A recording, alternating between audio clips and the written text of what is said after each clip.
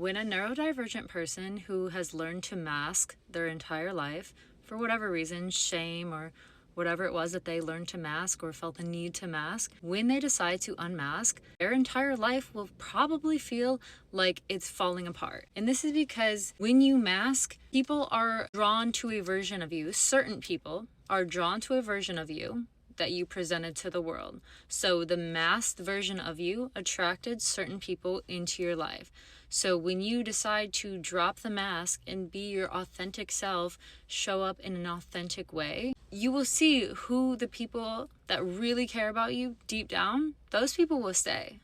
But the people who just like the presentation version of you, polished version of you, whatever version of you that you felt you needed to mask in order to show up and survive in the world, the people who only liked that version of you and liked what that version of you could do for them, those people probably aren't going to be in your life anymore, or it's going to feel like very weird energy around them. This happens so much on a fitness journey because when you embark on a fitness journey, you are essentially saying like, oh, I'm going to start pouring into myself.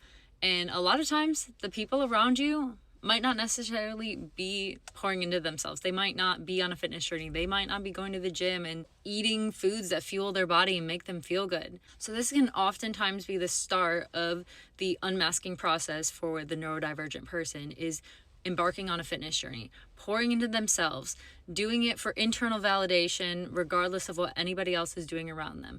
And the more they are pouring into themselves, it will often come with physical changes, but then a lot of mental changes as well. So the unmasking process, it might not be this overnight thing where they're like, aha, I have been masking my whole life.